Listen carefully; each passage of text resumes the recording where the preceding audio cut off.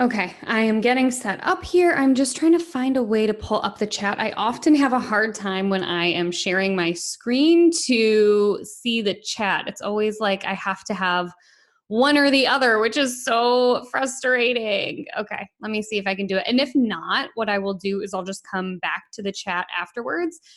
Just a note, make sure when you are typing into the chat that you type in all panelists, or I'm sorry, that you select all panelists and attendees so that everyone can see your question. So before we get started, I would love to just hear where you are joining us from today, just so I have an idea of where people are coming in from. So just type into the chat. You can be as broad as you want if you'd like to stay a little bit more anonymous, or you can tell us what city and state you are visiting us from, or what province. All right, so Kim is joining us from London, Ontario. I love that, Kim. I grew up in the thumb of Michigan, and we would always go, well, we'd go to a few places, but we would go up north to Blue Mountain to go skiing growing up, and then we would also go to Toronto. So I'm like in your neck of the woods. So yeah, so London, Ontario, and where else are people coming in from?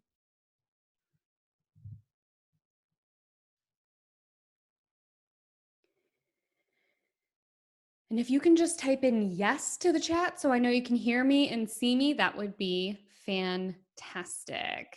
Okay. And oh, Brian is from Chicago, but he's listening on his bike. So we probably won't have the chat up for much longer. Okay. So as people come in, once I start sharing my screen, as I mentioned earlier, I lose the chat feature. So please go ahead and just type in any questions into the chat. So before we get started, type in where you are coming in from. I'm so happy that you guys have all carved out some time to learn about what is going on, why it's so hard to talk money, and why it's so hard to get on the same page with your partner. I have been doing this work for a while, and I find that this is the question that comes up most often before people even come in to see me, is they're like, I need to first learn how to talk to my partner about money before I come to you, which is a little bit of a catch-22, but I hope today's webinar answers that. Okay, cool. So I'm gonna go over, oh cool, and Leah is here from Durango, Colorado. Love that. So we're from all over the place. Fantastic. Okay, great. So how to get your partner on board to talk about money. So, I lost my mouse. We'll figure it out. So super quick agenda. I'll give you guys a little once over of who I am and what I do in case you haven't been following me for long or somebody forwarded this to you, just so you have an idea of who exactly is talking to you. Then we will get into the meat, or for my vegans, we will get into the seitan of this mini training. So I want to be super transparent with you that this topic, this training really comes from the framework that my flagship program, Boundless, is built on. So I have a 3-part framework that helps couples to learn how to stand in their strength as a unit.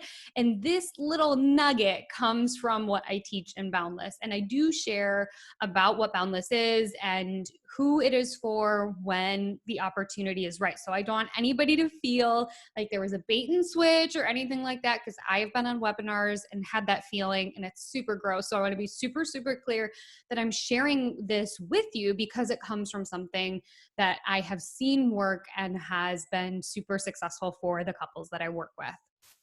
So I'm Lindsay. I'm a mental health therapist turned financial therapist and coach for couples. In the world of therapy, I saw a huge gap in care when it came to helping people talk about, understand, and engage with their money. And I wanted to help people dig into their money beliefs in a deeper way than just the way that I was trained, which was to advocate for people. So to give people an 800 number, or to give people a budgeting tool. Those things are certainly helpful, but what we know is that money is mostly psychological and emotional. So that is why I do what I do.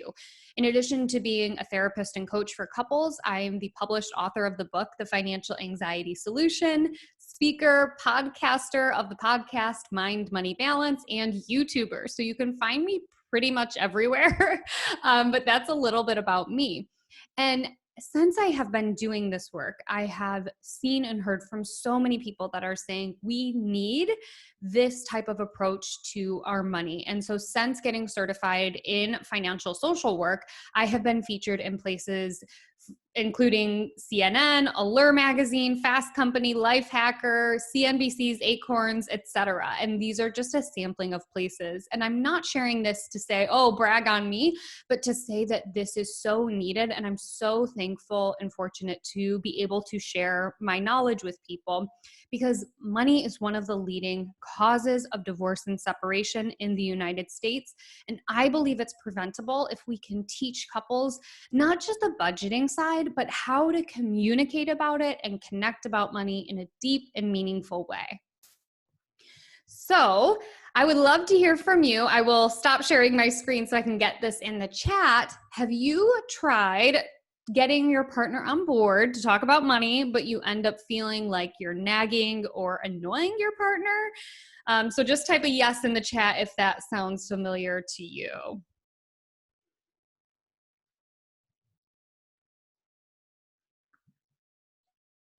And I have my watermelon kombucha because I'm always drinking it. I was late to the kombucha game, but now I'm obsessed. Okay, so yeah, we've got yes, yes, yes in the chat. Yeah, it's super familiar. I hear that all the time. So the problem is that so many personal finance gurus preach that getting your numbers in order is the end all be all of getting in alignment with your money. The problem here is that this approach avoids any meaningful understanding about couples' beliefs about money and can lead to tension, frustration, and avoidance. The solution is a mindset and emotion-based approach that accounts for our money stories, our unique values and strengths, and helps to set couples up for long-term emotional and financial success. Yes, a budget or a spending plan is helpful, but it is not going to solve your problems unless you know what is going on, what is causing that resistance for you and your partner in your relationship. So a current Boundless member, after avoiding talking money with their partner for a long time, said, quote, talking about money with my partner was like finding out the boogeyman doesn't exist. So I hope that in our short time together today, you will get a similar feeling of like, oh, I can totally do this. This is not as scary as I'd anticipated. So I mentioned this earlier, but there's a huge overlap in the way we interact and engage with money and our emotional health and well-being. And it seems like these things are kind of split up. So there are your finance professionals, your CFPs, CPAs, etc., who are really focused on the black and white, the bookkeeping, the financial goal setting side of things. And then you have folks in the emotional health realm, psychologists, social workers, therapists, mindset coaches, who are helping you with the emotional health side. But we really have to get into the middle, into the intersection of money and emotional health if we want things to change. So what you have probably tried, because I've heard all of these before, and I imagine I will hear all of them again, is some different ways to try and get your partner to talk about money, such as the debate team approach. So this is when you come in hot, you are leading with data, you come in with facts and figures to prove that you are right. You come in and you say, I listened to this thing, they told me if we invest XYZ in the stock market over 10 years, we'll have this percentage of return and we'll be safe and we'll be set and we just have to do that, so let's do that. You come in so hot that it's like, bulldozing your poor partner. And we've been trained from a young age to believe that the facts and figures, if we have enough proof, if we have enough data, that then we will be rewarded. So it makes sense that you have tried this approach. Many of us in partnerships have. So another approach you might have tried is the sort of light peer pressure approach, but our neighbors do it approach. So this is when you approach your partner about the money talk and you say, well, hey, I talked to our neighbor and she said that she and her husband sit down and they look at their money every single month. Or, I watched on Oprah, or I listened on Super Soul Sunday that we should be talking about money, or Susie Orman or Dave Ramsey told me we really have to talk about money, or some crazy financial therapist, Lindsay, told me we have to do it, so we should probably do it. Those things are also not going to help. It, again, seems like it would if we had social proof of it working for other people, but it's close, but it's not quite there. And I've seen plenty of couples resort to the approach of I'm going to do it and you're going to like it approach. So this is dragging your partner along, kicking and screaming, or worse, without their rebuttal. They just have given up. They have rolled their eyes. They have shut their mouth and they've said, fine, it's not worth arguing about. You just do it. And this one can feel sort of like a win because maybe then you are getting whatever it was that you were asking for. But the problem with all of these approaches is that they set you up to be in opposition. It sets you up to be wrong and right, black and white, oil and water. And we don't want that. So what we have to do in order to get couples on the same page about money is elicit the why for your partner before you get into your debate team approach, the peer pressure, or dragging them along. And in order to do that, you must listen. Now, the key to listening is biting your tongue, and sometimes really hard. And I want to be clear that this is not submitting, this is not giving up, this is just saying, I hear my partner. I hear them. Even if I disagree with them, I'm here to listen to them and honor and validate that their thoughts and feelings are real. So when you feel that reflex come up of, but pause, take a breath, see if you can quiet that sensation. So many of us, again, have been taught from a very young age that we have to be right. And so often when we engage in conversations with our partner, particularly if they're a little bit on the tense side, what happens is that we are so ready with our next thought, with our next factoid, that we start shooting that stuff out of our mouths before we hear our partner. So we're not actually listening. So how? Because I guarantee everybody on this mini training is going, yeah, Lindsay, I've heard people say I have to listen, but I've tried that and it doesn't work. Because my guess is when you're trying to listen to your partner, you're like gritting your teeth and you're like, oh, I just am so ready for them to be done talking. So really put your ego aside, put your facts and figures aside, and really tap into, you're with this person for a reason. You obviously adore and care about them. So let's really try and hear what's going on with them. So first, acknowledge your own willingness to take a pause. So starting with, hey, I know I have been really driving hard on our personal finances, or I know I have been really leaving some not so subtle breadcrumbs around with all these personal finance books sprinkled around the house. Acknowledge your own part in whatever it is that might be causing tension, because that helps your partner to see and feel that they have been understood. And then ask them, hey, I noticed when I say retirement, you clam up. Or, when I ask us about the budget or whether or not we can buy an investment property, you shut down. And what's really important about this piece is just pointing out what you have observed. And this also gives them the opportunity to correct you. If you say something like, it seems like you don't want to engage, they can correct you and say, actually, I'm happy to engage, but when you talk to me in that way, I don't want to, right? So we also give our partners the opportunity to honor and acknowledge the reason that they might not be participating. Once you have acknowledged the resistance part, start seeing if you can tease out what is important for them. What are their values that maybe in the way that you've been approaching money have not been resonating with them? So ask them for their input. you know? So going back to the last slide, I've noticed when I bring up money, you seem to clam up. What would it take for you to want to talk about money with me?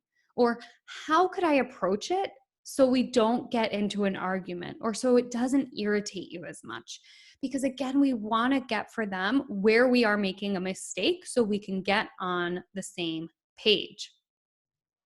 Here is the key to listening that is such a thing, a therapy thing, right? Which is reflective listening, which means you've heard them and you're double checking that you actually understand them. Because what I often see happen in conversations with clients, particularly when they are tense or heated, is person A and person B are talking. Person A tells person B, I heard you, but they actually haven't. They've heard the words that partner B has said, but they actually have not let everything sink in around what is going on. So this works, reflective listening works in a twofold type of way. One, it gives you the opportunity to say, did I get that right? Am I hearing you correctly? And if you have that sensation of wanting to respond before your partner is done talking, if you've got your facts and figures self starting to creep up, it also buys you a little bit of time to slow down and not let that thought come out of your mouth just yet. So it might look like, I heard you say you don't want to talk retirement unless we get a financial planner. Is that right? And let them answer. Again, we don't want to assume what's going on with our partners. A dangerous thing that I see happen a lot in relationships is this myth of romanticism, above all else, fixing things. This idea that my partner should just know what I'm thinking, or my partner should just get what I'm trying to say. Here's the thing. We cannot read each other's minds. We can probably guesstimate a good amount of the time, like when our partner is sick of being at a party and wants to leave, right? We probably have those cues really dialed in at this point. But there are other areas where we just might not be as skilled because we simply haven't practiced it. What I see happen a lot with couples is a self-fulfilling prophecy when it comes to money. They say things like, I don't bring up money because anytime we talk about money, we fight. So what happens is, they don't talk about money at all until they have to, because we always end up having to talk about money. But when they have to talk about money, it's usually because something has happened. A job gets lost, or somebody had to take a salary decrease, or a job opportunity came up that requires a move. And so when we finally see that couple talk about money, they're talking about it when their emotions are already really high, making it more likely, because they haven't practiced talking to each other about money, making it more likely that they're going to get into an argument. And then they say, see, Lindsay, every time we talk about money, we just get into a fight, and they don't do it. And then that cycle repeats itself again and again and again. So this is so important to practice this reflective listening many times, because at first it'll feel a little weird. I'm the first to tell you that this is not a natural, normal way of speaking. You can make it feel less awkward, but you have to practice, just like anything else. So that's why reflective listening is key. So once you have kind of figured out where their resistance is coming from, what's going on, you've really clarified that you have heard them correctly, I want for you guys to then find the middle ground. What are the shared values that each of you has and brings to your relationship? And how can you use those values to elicit a middle ground? So it might sound like, look, it sounds like we both want to protect our futures. We just have different ideas of what that looks like. Or, now that I know the word budget makes you feel restricted, we can work on our money by calling it a spending plan. Or, I wonder if we each had a little bit of discretionary money that we could spend, if that would help you to feel like I wasn't being as controlling about our finances. Right? So these are just some jumping off points to help your partner go, oh my gosh, they saw me, they heard me, they understood me. Now I'm ready to get on board. Now I'm ready to take that first step. And notice I said first step because it's going to take some time. This stuff takes time, which is why my Boundless program is 6 months long, because what I found is, yeah, I could pack it in to 6 weeks, but this stuff takes some time to kind of settle on the surface before it soaks in. It takes some iterations of practicing it a few times, of being okay, being uncomfortable before you get to the point where you're moving beyond just step one. So, as I mentioned, this training that I shared with you about how to get your partner on board, how to practice reflective listening, comes from my Boundless framework, which is based upon 3 principles: assess, alleviate, and amplify. In assess, I help you use money psychology to understand your relationship with money and your partner's relationship with money.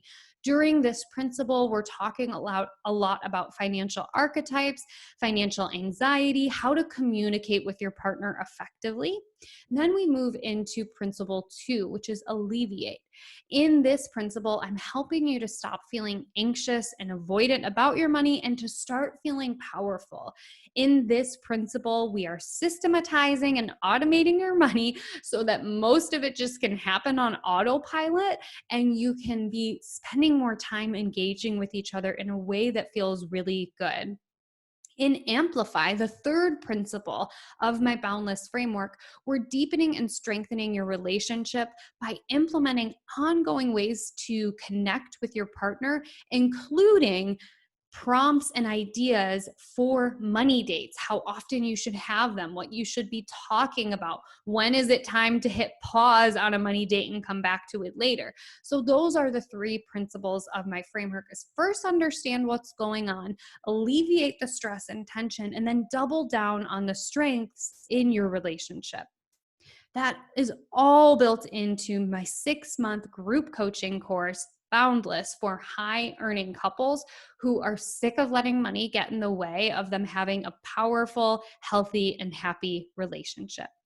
So in Boundless, I want to share a little bit about what is included. You get access to other Boundless couples. You get a private one-on-one session, or two-on-one rather, with me. And you get 6 months of live education modules digging into those 3 principles. I know, having been a student on the side of a lot of certification and training and different growth programs, that for me, watching recorded modules just didn't feel good. So I like to do them live so I can answer people's questions. So the format is such that each month I'll be teaching and training you in one module. And then another time in that same month, we'll have a group coaching call so you can ask your questions about what was taught during that particular Boundless education module. Who is Boundless for? This is probably beneficial. So Boundless is for high earning couples who are married or seriously partnered. I define a high earning couple as making 150K combined annually. Now that number can be higher or lower depending on the cost of living area that you're in, but I think it's important just to note that it's for high earners. And the reason for this is that there are 2 ends of the spectrum when it comes to help with money. There's a ton of resources for people who are in the beginning stages of learning financial literacy, digging out of debt, etc. And then there are like wealth managers for people on the higher end of the scale, of the financial scale. But again, there was this gap. And just like I sought out training in financial therapy to solve for that gap, Boundless helps to solve for the gap of, okay, you've done the basics, you're ready for more, but you don't necessarily just want to have somebody else manage your money for you. Which brings me to who Boundless is not for. It is not for you if you're not interested in talking about or engaging with money. It is not for you if you just want to hand off your money to somebody else and have them manage it. I'm a therapist and coach. I'm not a CFP. I'm not an investment advisor. This is really about the psychology and emotions to help people strengthen their relationship. It's not for you if you're not willing to get a little bit uncomfortable. As a bonus, when you join Boundless, you also get access to Clarify for Couples, which is my budgeting workshop that's all about automating your saving and your spending so you don't have to think about it once you kind of get it in order. So this helps to systematize things and clarify things, hence the name, and you get access to that when you join me in Boundless. So if you want to join me in Boundless, there are just a couple of steps. One is completing an application just to kind of get a sense of where you are. And in that application, I can see whether or not you might be a good fit for the program. If it sounds like you are, I'll invite you to a discovery call or a connection call. And this is really a two-way street. Sure, I'm trying to get a sense of if you as a couple would be bringing a lot to Boundless and are there to get what you need from Boundless. But what I'm also doing is seeing whether or not what you want lines up with what I offer. What I don't want to have happen is, unmatched expectations where you guys are coming in thinking that I'm going to be managing money for you or that these are all self-paced modules, right? Those are not going to be a fit. And so this helps to make sure that you guys are a fit for the program and that I'm also the right person to help you. And if both of those things go off according to plan, you get to enroll in Boundless, which is 6 months in duration. I highly, highly encourage you to apply now.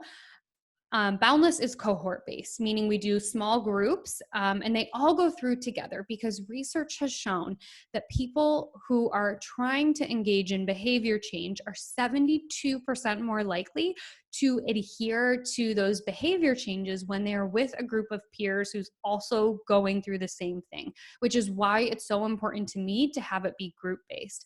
The other reason that it is group-based is because there's still so much stigma around money. And this helps you to see that you're not alone in feeling weird or uncomfortable about money and that your money stuff is probably really normal. So it helps to just normalize it, put your mind at ease.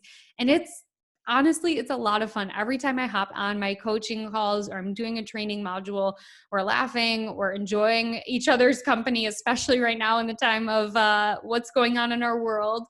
But definitely apply now. Enrollment for this current cohort ends on Thursday, April 30th at midnight.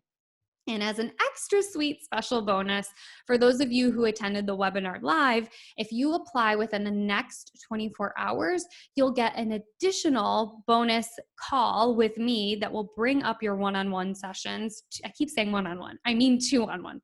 2 of you plus me. So you get 2 of those instead of the 1. So I just want to say thank you for coming on here. Now I will stop sharing my screen and see what questions you have about Boundless or what I can help answer, or if anything from the presentation was unclear, I would love to answer those questions. So I'm popping back over into the chat. I just popped into the chat the link for Boundless. Any questions that I can answer for you guys?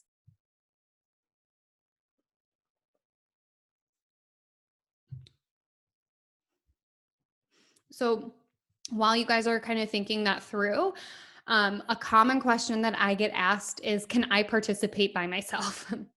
Which I'm laughing, but I'm not, because I get where you are coming from. I've had so many people say, that sounds great. Can I just take it and tell my partner about it? And the answer is no. There's a reason that I have set this up for couples, because when I started seeing clients in the financial therapy space, I would see anybody, right? So I was seeing these individuals who were married or partnered and were having stress in their relationship, but they would come in and say, it's really just my problem, or my partner really doesn't want to be involved. Can you just help me?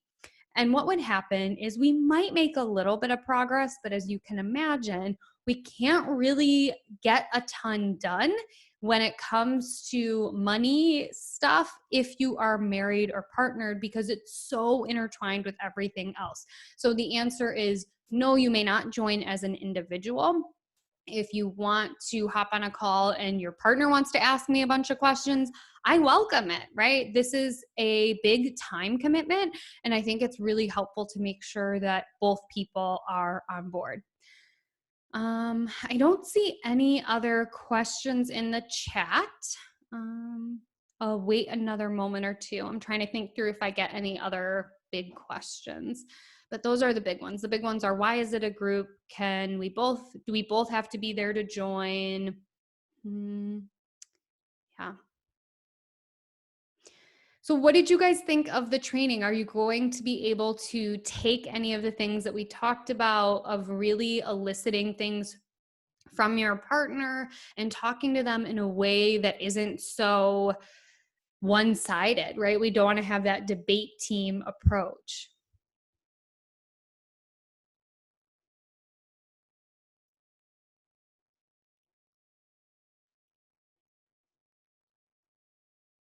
Okay. Well, with that, I will let you guys enjoy the rest of your evening. Do not forget, if you're interested at all, to apply sooner than later, because I would love for you guys to get that bonus session. And everything you need to know is on the website that I popped into the chat. Thank you so much again for joining me and taking time out of your day. I hoped that this brief mini training helped you to get some skills and language that you need to be able to talk to your partner about money without feeling like it's going to turn into an argument, and help get you guys on the right track of getting on the same page with your financial lives. So thanks again, you guys, and I hope to see some applications coming in from you guys really soon. Bye.